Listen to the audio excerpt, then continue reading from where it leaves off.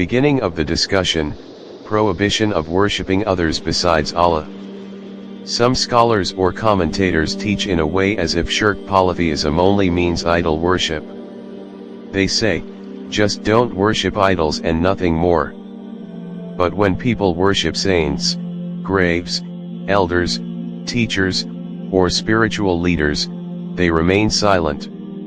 In reality, this too is shirk, and it makes no difference from idol worship. 2. The spread of shirk in society. People practice many forms of worship directed to others besides Allah: grave worship, saint worship, worshipping prophets instead of merely respecting them, elevating scholars and clerics to the level of deities, blind obedience to politicians and kings. All of these are forms of worshipping others besides Allah, and therefore shirk. 3. Obedience to rulers and shirk in lawmaking. If a ruler or leader says something that contradicts divine law, and people accept it, declaring his rulings of halal or haram valid, this is also shirk.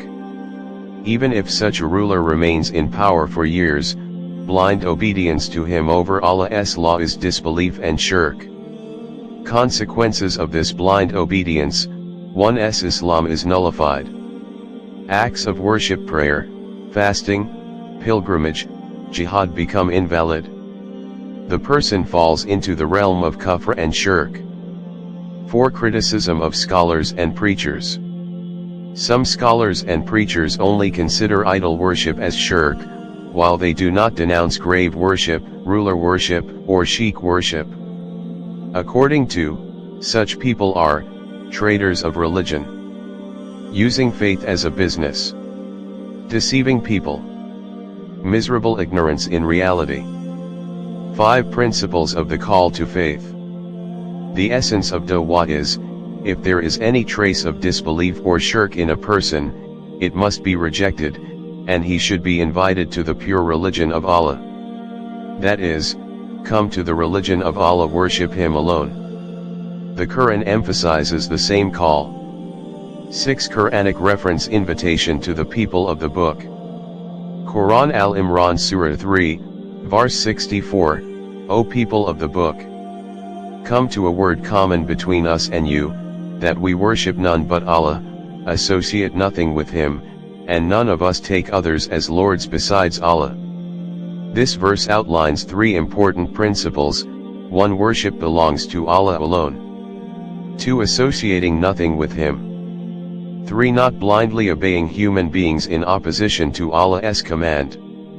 7. The cause of shirk in previous nations. Despite the fact that the people of the book, Jews and Christians, had divine scriptures, had prophets, received revelation from Allah, they still fell into disbelief and shirk. This shirk emerged over time due to neglect of the core principle of Tawhid. Conclusion: having a book or prophet is not sufficient. If Tawhid is forgotten, people will inevitably fall back into shirk. Final summary: shirk is not limited to idol worship. Any form of worship or unconditional obedience to others besides Allah is shirk. Obedience to rulers or politicians who alter the halal and haram of Allah is a form of worshipping them, and thus shirk. Scholars and preachers who deny this are distorting the religion and turning it into a business. A Muslim's duty is to reject all traces of shirk and call people to pure Tawhid. The Quran shows that even the people of the book, though they had prophets and revelations, became misguided due to shirk and obedience to others besides Allah.